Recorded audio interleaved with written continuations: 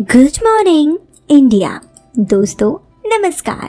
दोस्तों हमारे चैनल की कहानियाँ आप तक रोज़ाना पहुँचती रहे, इसके लिए आप हमारे चैनल को सब्सक्राइब कर सकते हैं। इस वीडियो के पसंद आने पर आप इस वीडियो को लाइक कर सकते हैं। तो चलिए इस कहानी को शुरू करते हैं। और हाँ, आप इस कहानी को सुनते वक्त ईयरफोन या फिर हेडफोन का उपयोग कर सकते हैं। इससे ना इस कहानी की ऑडियो आपको पसंद आएगी जब आपके कानों तक पहुँचेगी। तो चलिए अब इस कहानी को शुरू करते हैं। तो दोस्तों ये कहानी काफ़ी खास है एक लड़के की। वो कहता है कि इस लॉकडाउन 2020 की ज़िंदगी में कई सारे सपने बने और टूटे और कई सारी कहानियाँ भी बने। दोस्तों ये भी कुछ इसी लॉकडाउन की है, ये सुनते हैं। मैं दिल्ली में था, तभी कुछ खबरें आई कि लॉकडाउन होने वाली थी। ये सुनते ही मैं और मेरे दोस्त बस पकड़े कर गांव आ गए। अगले दिन 22 जनवरी था, कर्फ्यू था, फिर लॉकडाउन शुरू हो गया। ये तो सभी को याद ही होगा।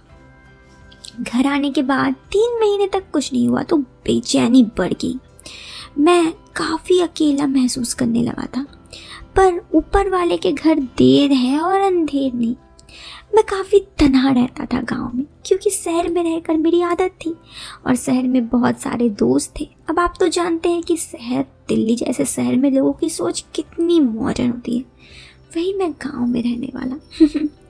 पर कुछ अलग ही हुआ मेरी ज़िंदगी में, जो इस मेरे लॉकडाउन को भी खास बना दिया। कुछ दिन बाद मैं गाँव में घूम रहा था तो एक लड़की दिखी। उसे देखते ही मैं सोच पे पड़ गया, ये कौन है? अब तक क्यों नहीं दिखी थी, कहाँ थी? फिर ध्यान से देखा तो याद आया, ये तो मेरी पड़ोस में रहती है। उसे देखे काफ़ी अरसा हो गया था तब, और अब में मानो ज़मीन आसमान का अंतर था। तब वो कैसी दिखती थी और अब कितनी सुंदर दिख रही है, पता नहीं। मैं बस उसे देखता ही रह गया। यूँ तो मैं दिल्ली में रहता, लेकिन सच में वो उसकी खूबसूरता था सिंपल में, साधारण में इतनी खास थी कि मैं उसे देखे बिना नहीं रह पाया। दिन बीतते गए, बस उसे देखता, लेकिन कभी बात करने की दिन ही नहीं मिला। फिर नवंबर में एक शादी में उससे कुछ बात हुई, पर ज़्यादा नहीं। वो पैसे से गरीब थी, पर मेरे वश में नहीं था कि मैं उससे बात कर सकूं। उसे देख देख कर मैं बस सोचता कि काश उससे बात कैसे करूं। पर मेरी पुकार भी सुन ली गई। ज़्यादा दिन इंतज़ार भी नहीं हुआ, दिसंबर शुरू हुआ। एक दिन शाम के चौराहे से वापस आते देखा कि रात रोते हुए घर जा रही है। मैंने उसे देखा तो बाइक रोकी और पूछा, क्यों रो रही हो?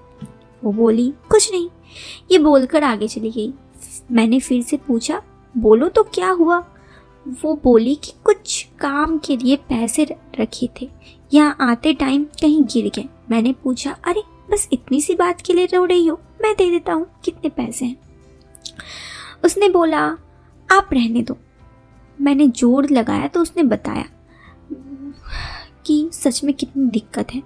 मैं उसे रुपए देते हुए कहा, अभी मेरे पास इतने हैं, तुम मेरा नंबर ले लो, कॉल कर लेना, मैं रात को दे दूँगा। उसने झट से मेरा नंबर ले लिया।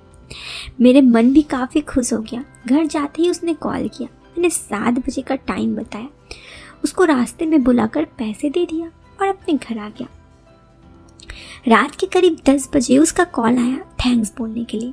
फिर बात में मैंने उसे 1 घंटा इधर उधर की बात की। मैंने उसकी बातों से अंदाज़ा लगाया कि बात तो बन सकती है, पर सीधे मैंने कुछ नहीं कहा।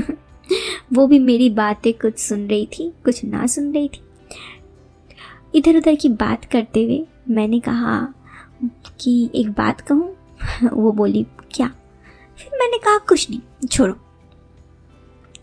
मैंने उससे फिर कहा कि एक बात कहूँ? उसने कहा, हाँ पूछिए ना, बोलिए ना। मैंने फिर कहा, अरे छोड़ो, कुछ नहीं।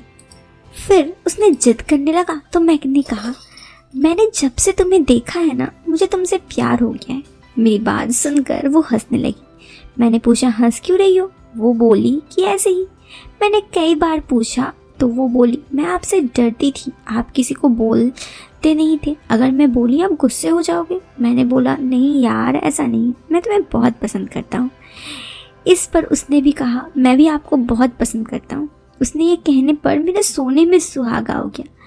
फिर मैंने उससे रोज़ बात करना चालू कर दिया। वो भी मेरे फ़ोन आने का इंतज़ार करती रहती और हम दोनों काफ़ी देर एक दूसरे से बात करते। करीब करीब कोहरा का मौसम था। रात के 10 बजे से सुबह के 6 बजे तक हम दोनों एक दूसरे से फ़ोन पे बात करते। अब तो हम हर तरह की बातें करने लगे थे, लेकिन एक ही गांव में होने के कारण और गांव बहुत छोटा होने के कारण हम दोनों एक दूसरे से ज़्यादा देर बात भी नहीं कर पाते। मिलना तो दूर की बात, हम दोनों काफ़ी डरते कि कहीं कोई देख लिया तो। एक दूसरे से सबके सामने थोड़ी बहुत बात तो हो जाती, लेकिन इतनी नहीं कि एक दूसरे को अपने दिल की बात बता सकूं या फिर कुछ खास पल बिता सकूं। लेकिन दिसंबर तक आते आते जब लॉकडाउन खुलने लगा तो एक दिन मैंने उसे कहा, शहर पे मुझसे मिलोगी?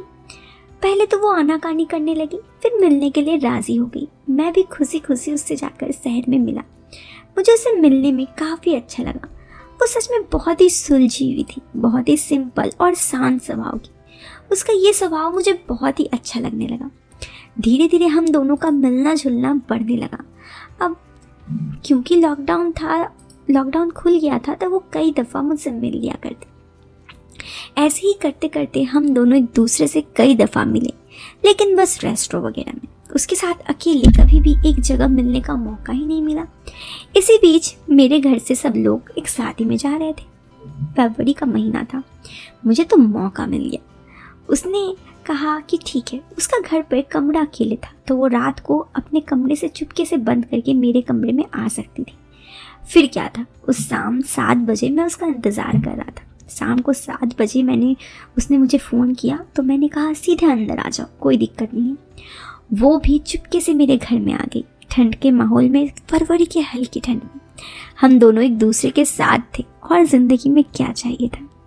इधर प्यार भरा गाने बज रहे थे, हल्के 90s के सॉन्ग में हम एक दूसरे के आंखों में आंखें डाले देख रहे थे। थोड़ी देर बाद मैंने उसके लिए चाय बनाई, हम दोनों चाय पिए और कुछ देर एक दूसरे के साथ पल बिताए। रात के 10 बजने से पहले वो अपने घर चली गई। उसके बाद जब तक मेरे घर पे कोई नहीं आया, हम लोग अपने घर पे इसी तरह मिलते रहे। फिर शहर जा के मिलते रहे, लेकिन फिर लॉकडाउन पूरी तरह से हट गया तो मैं वापस दिल्ली आ गया। लेकिन अब तक उसकी इंतज़ार मुझे अब भी है। फ़ोन पर तो एक दूसरे से बात अब भी होती है, बस मिलना पॉसिबल नहीं होता। ये कहानी थी दोस्तों, लॉकडाउन की एक नई कहानी। पता नहीं, जैसे मैंने पहले कहा, इस लॉकडाउन कितनों कहानी बनी, कितने प्यार करने वाले लोग मिले और बिछड़े, कितने प्यार में दूरियां आई और कितने प्यार करने वाले लोग नज़दीक आए। ये तो आने वाले सालों में पता चलेगा। फिलहाल दोस्तों, इस कहानी से दीजिएगा मुझे अलविदा। मिलते हैं एक नए वीडियो में एक नए और इंटरेस्टिंग टॉपिक के साथ। टिल देन बाय बाय दोस्तों, टेक केयर एंड बाय।